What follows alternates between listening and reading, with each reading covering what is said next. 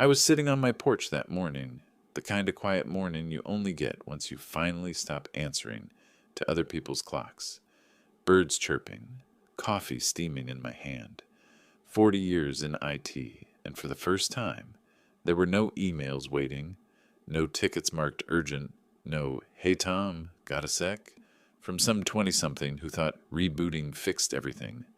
I should have felt peace. Instead, I felt empty. Retirement came fast, faster than I expected.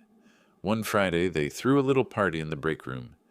Cake, speeches, a plaque with my name misspelled, and a pair of gold-trimmed cufflinks I'd never wear. The new CTO, Martin Hale, did the talking. Mid-30s, sharp suit, sharper smile. "Tom," he said, "you built the backbone of this company. But we're stepping into a new era now. Cloud-native, AI-powered, zero legacy." Everyone clapped. My legacy? Legacy? I almost laughed. That word followed me out of the building like a bad smell. Legacy meant old. Legacy meant replaceable. 40 years of late nights, debugging in freezing server rooms, patching systems that shouldn't have worked but somehow did, reduced to a legacy. That was a week ago.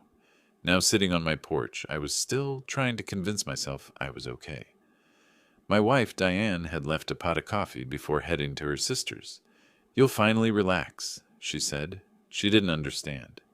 People like me don't relax. We keep systems alive, and when that purpose dies, something inside us goes quiet too. I was halfway through my second cup when my phone buzzed. Unknown number. I almost ignored it. Then it rang again. Same number, then another, then another. I sighed, picked up. "Yeah?" "Tom," the voice rasped, shaky, desperate. It took me a second to recognize it. Edith, and the operations manager. "Tom, we need you. The system's down, everything's down." I frowned. "Define everything." "All of it," she said. "The core servers, payroll, client access, order tracking, it's all offline. Martin said you'd know what to do." I almost smiled. "Martin said that?" "Please," she whispered, panic edging her voice. "We've tried rebooting the clusters, restoring from backup. The backups won't load. The failover nodes aren't responding. It's chaos here." I leaned back, the old wood creaking under me. "That's strange," I said. "I left detailed documentation for the new team." Silence. Then she admitted. They wiped it. Martin wanted to start fresh. Of course he did. I could picture it perfectly. Some eager team deleting obsolete code, replacing it with flashy scripts they didn't understand. The system I'd built wasn't pretty, but it worked because it knew the company. Every dependency, every hidden patch, every duct-taped miracle, only I remembered. "Tom, please," she begged. "The CEO's on the floor. Clients are calling every minute. They said if we don't fix it by noon." I cut her off. "Edith, I'm retired. I know, but you're the only one who can fix this." For the first time in days, I felt something flicker inside me. Not pride, not yet. Something colder. "I'm not coming in for free," I said. "We'll pay whatever you want," she said instantly. "Just, please. The backups won't restore, and the logs, they're corrupted on it. We think—" "Let me guess," I interrupted. "They migrated the system without reconfiguring the integrity keys." She went silent. That was my answer. I chuckled quietly, shaking my head. "Well, that's one way to learn." "Tom, tell Martin," I said slowly. "He just bricked his own empire. And tell him the next time he wants to delete 40 years of work, he should back up more than his ego." Then I hung up. For a long moment, I just sat there, staring at the lake beyond the porch. The sun was bright, the water calm, but my mind wasn't. Part of me wanted to let it all burn. Let them feel what it's like when a system crashes, and the one man who can save it doesn't pick up. But another part of me, the engineer, the one who'd stayed up for 40 years saving everyone else's mistakes, couldn't sit still. By 10 a.m., my phone had 20 missed calls. By noon, 50. The CEO himself tried, then Martin. I didn't answer, not yet. At 3:47 p.m., an email came through. Subject line in all caps, urgent. We'll meet your terms. Just come in. That was when I smiled for the first time in a week. I opened my laptop, brushed the dust off the keyboard, and typed one line into a terminal window, a private script that still pinged their mainframe heartbeat. No response. They really had killed it. And for the first time in 40 years, I realized I held absolute power. By the next morning, the headlines had already hit the local news. Tech giants, system outage freezes millions in transactions. Internal source claims, no one knows how it works. I sat at my kitchen table, toast untouched, the TV flickering with images of panicked employees, rushing through the glass atrium of the building I used to call home. 40 years I'd walked those halls. Now they looked like a war zone. People shouting, servers stacked in chaos, cables ripped out like veins. The reporter's voiceover was almost poetic. The company's main operations system, a proprietary architecture dating back decades, crashed early yesterday morning. Attempts to restore from backups have failed. The entire infrastructure appears to rely on an undocumented framework written by one retired engineer. I didn't need them to say my name. I knew. Everyone in that building knew. By 9 a.m., my phone lit up again. Unknown number. Again. I let it ring. Then another. Then another. Finally, I answered. Tom Bennett speaking. Tom, it's Martin. His voice was tight, brittle. Gone was the arrogance from his boardroom speeches, the startup confidence. Now he sounded like a man holding his breath underwater. Morning, Martin, I said, as calmly as if I were discussing the weather. How's my legacy system treating you? He exhaled sharply. Look, I'll be straight. We messed up. The migration went sideways. We need your help. You'll have to be more specific, I said, buttering my toast. Last I heard, you were moving to your shiny cloud-native platform. That's just it, he said, words tripping over themselves. It was supposed to be seamless, but the architecture your code tied into... It's like it's alive. There are recursive dependencies, hidden authorization layers. No one understands it. Because you never asked to, I said quietly. He hesitated. Tom, please. We'll pay you. Name your rate. I let the silence drag, long enough for him to feel it. You already deleted my documentation, didn't you? Yes. And all the access logs? Purged. And you're still running version 3.7 of the kernel module? A pause. I think so, I smiled, leaning back in my chair. Then you've got about 8 hours before the watchdog process loops itself and corrupts your staging cluster. After that, even God couldn't fix it. Jesus Christ, he whispered. Not him you should be praying to, I said. Now, if you want me to even look at this mess, we're going to do it on my terms. He didn't argue. Not this time. Within the hour, a black sedan pulled up outside my house. Company car. They still knew where I lived. I guess HR didn't wipe that file. I told them I'd drive myself. I wasn't giving them control over even that. When I arrived at headquarters, the parking lot was half empty, but the building buzzed like a kicked beehive. Security guards were stationed at every entrance. The front desk receptionist looked like she'd been crying. As soon as I stepped in, heads turned. Conversations froze. The old man was back. Mr. Bennett, thank God, Edith said, running up to me. Everything's falling apart. So I've heard. The elevator ride up felt longer than usual. When the doors opened, the server room stank of ozone and panic. Racks humming unevenly, temperature alarms flashing. A half-dozen young techs were huddled over terminals, typing like their lives depended on it. I scanned the room. They'd pulled the wrong drives. They were manually rebooting nodes that were never meant to be powered down. I could almost feel my blood pressure rise. Who's in charge here? I asked. Martin stepped forward. Sweat clung to his collar. I am. Then let me tell you something, son. I leaned closer, low enough for only him to hear. When I built this system in 1988, it wasn't pretty. It wasn't modern. But it was stable because it understood one thing. People break things faster than they fix them. You let your pride override 40 years of architecture. His jaw tightened. I know. Just help us. I turned to the nearest console. The screen was full of red error logs. My code, my handwriting, blinking at me from decades ago. I typed 3 commands, and the system coughed to life for a second before falling silent again, like a patient gasping for air. I knew exactly what had happened. Their cloud migration had overwritten the root verification keys. The backups couldn't restore because the encryption had shifted without the original hash seed, a seed only I knew. I'd written it during an all-nighter in 1999, buried deep in a legacy module that no one even remembered existed. Can you fix it? Martin asked. I looked at him. Fix it? No, but I can rebuild it. His eyes widened. That would take months. Not if I start now, I said. But here's the thing, Martin. I'm not an employee anymore. I'm a contractor, and contractors write their own contracts. He swallowed hard. What do you want? I smiled faintly. Freedom, access, and respect. He blinked. Respect? Yeah, I said. From now on, you don't call this a legacy system. You call it the Bennett framework.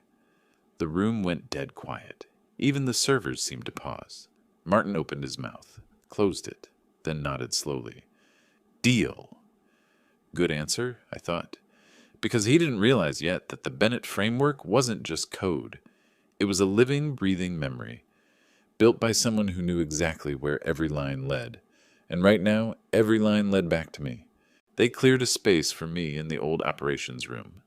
My room, though they'd stripped it down months ago, turned it into some sterile innovation lab with beanbags and neon quotes about synergy.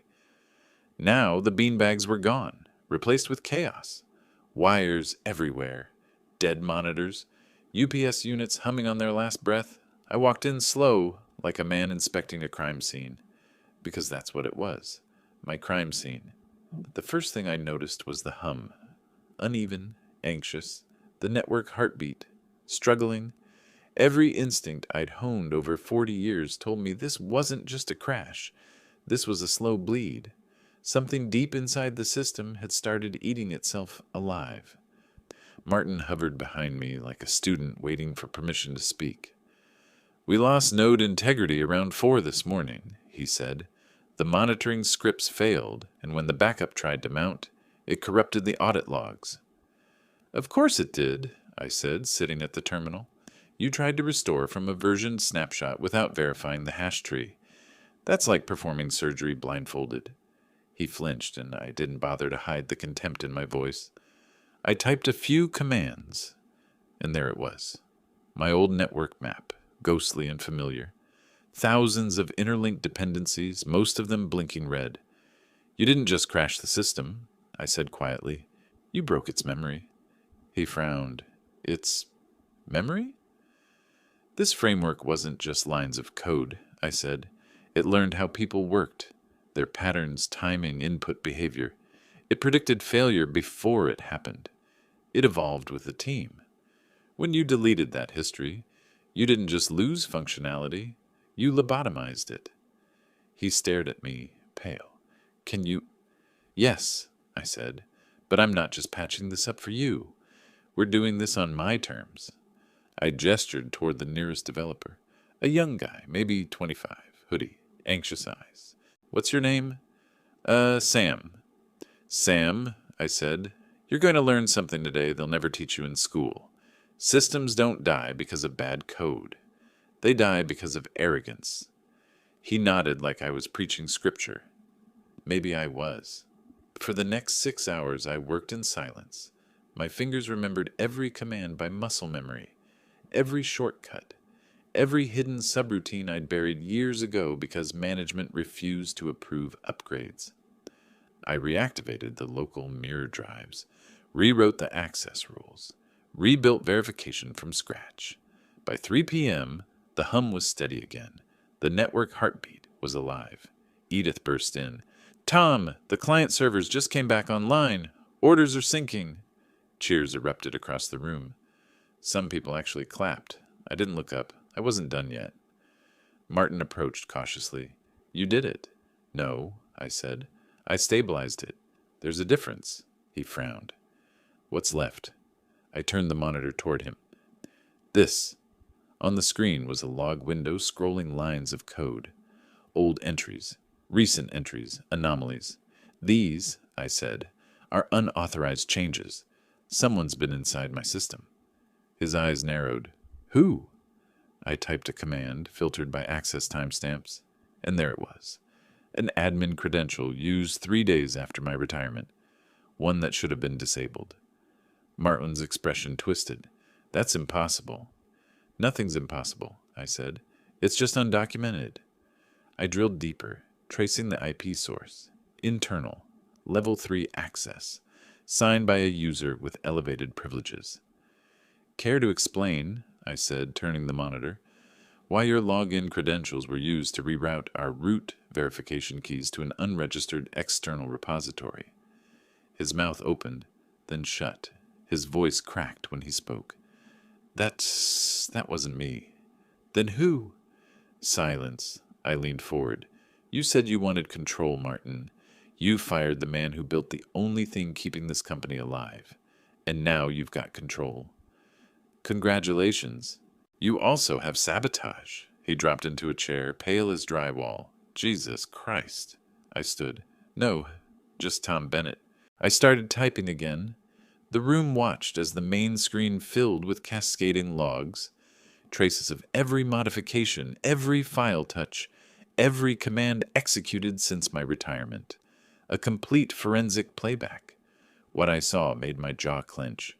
Someone had planted a trigger, a timed corruption loop that activated exactly 7 days after I logged out for the last time. A virus, a ghost in the system, and whoever wrote it knew my code. Intimately. Edith leaned closer. Tom, can you isolate it? Oh, I already did, I said, but you're not going to like where it leads. The screen froze on one name. Mihail. Admin. Martin staggered back like he'd been punched. That can't be me. I faced him calm as ever. Then maybe you shouldn't have used your personal credentials to test your new deployment automation tool, the one that injected unverified scripts into the core registry? He stared, realization dawning too late. You mean I did this? Yes, I said quietly. You killed the system because you wanted to erase my footprint. You didn't even check what your own tool was overwriting. He sank into his chair, face buried in his hands. Around us, the room was silent except for the soft pulse of servers coming back to life. I stood, unplugged the external drive I'd used to stabilize the network, and pocketed it. You're lucky, I said, walking toward the door. I could have left you in ashes. He looked up, desperate. Tom, wait. We can fix this, right? Oh, I already did, I said, pausing in the doorway. But you don't own it anymore. His brow furrowed. What do you mean? I turned, eyes steady. The Bennett framework is now under independent license. From this moment, I'm the only one authorized to maintain or distribute it.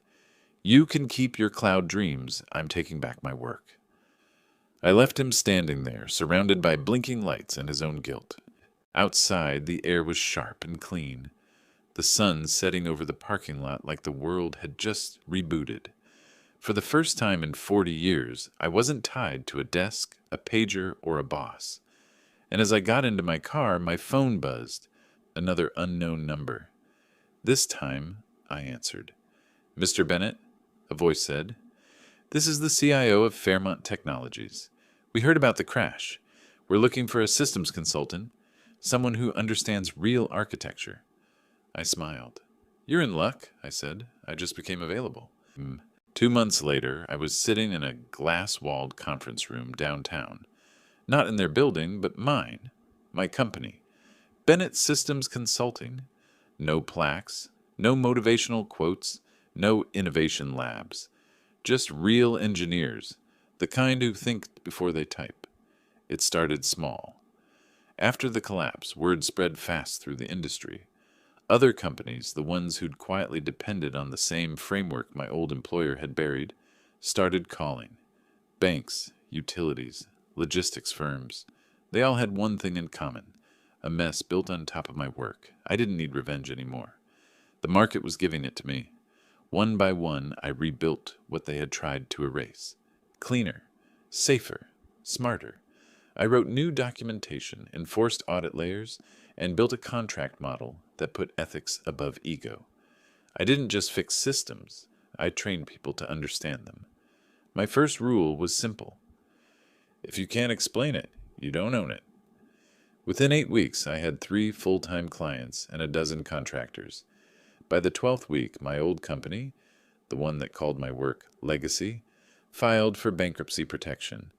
But the real story wasn't the fall. It was what came after. I still remember the day Martin showed up at my office, unannounced. He looked smaller somehow, not physically, just diminished. "Tom," he said, hovering at the door, "can we talk?" I nodded to the seat across from me. He sat down slowly, eyes darting around the minimalist room. No trophies, no portraits, just quiet. "How bad is it?" I asked. He exhaled. "Bad. We lost 3 of our biggest clients. The rest are threatening to pull out. The board blames me." I leaned back. "They're right." He flinched. "I didn't mean for it to go this far. I thought modernization was progress." "It is progress," I said, "when you understand what you're replacing. You didn't. You just wanted your name on something shiny." He nodded, ashamed. "You're right." He paused. "That's why I'm here. We need your help, Tom. The system you rebuilt for Fairmont, it's brilliant. Could you license it to us?" I studied him for a long moment. The arrogance was gone. The desperation, though, was familiar.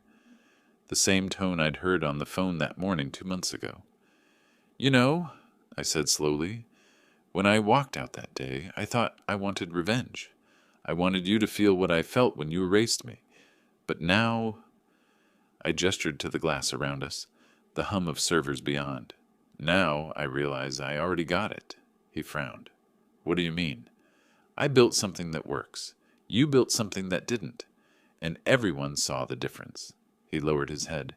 "Then this is the part where you tell me to leave." "No," I said quietly. "This is the part where I give you a choice." He looked up, confused. "I'll rebuild your system," I said, "but not for your company.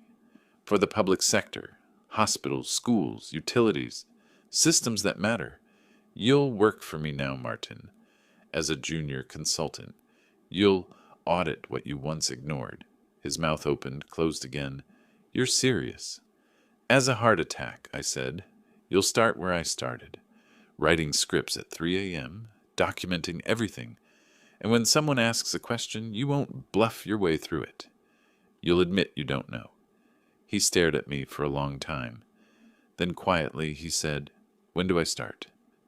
Weeks turned into months. Under my supervision, Martin changed. He stopped dressing like a CEO and started acting like a technician. He learned what real work felt like: the humility of debugging your own mistakes, the relief of seeing clean logs for the first time. One night, as we were finishing a server rollout for a small regional hospital, he said, "You know, Tom, you could have destroyed me. You had every reason to. I didn't look up from my keyboard. Maybe. But destruction's easy. Teaching is harder." He smiled faintly. "Guess you taught me both?" "Don't flatter yourself," I said, but I didn't hide the ghost of a grin. A year after my so-called retirement, I got an invitation in the mail. The government wanted to standardize national infrastructure using the Bennett framework. They were offering me full control over the rollout. No oversight, no interference. I sat there for a long time, letter in hand, realizing what that meant. 40 years in a cubicle, 40 years of being invisible. And now everything I'd built, every late night, every forgotten update, every piece of code no one else understood, was about to become the backbone of an entire country's digital safety. Not bad for a legacy. I visited my old office one last time before the renovation. The logo was gone, the walls stripped bare, desks empty. Only the hum of old air vents remained. In the center of the room, on the wall where they'd once hung, "Future of Tech starts here." Someone had left a faint outline where the sign used to be. I pulled out a marker and wrote beneath it, "Future of Tech starts with remembering who built it. TB." Then I walked out. That night, back on my porch, coffee steaming in my hand again, I watched the sky fade from gold to violet. My phone buzzed once. A message from Martin. "System stable. Updates verified. Thanks for giving me another shot." I typed back, "Don't thank me. Just keep it running. The world doesn't need heroes, Martin. It needs caretakers." I set the phone down, leaned back, and listened to the hum of my own servers through the open window. 40 years ago, I'd built a system that served a company. Now, I'd built one that served people. And for the first time in my life, I didn't just fix the machine. I became it, the heartbeat of something that would never crash again.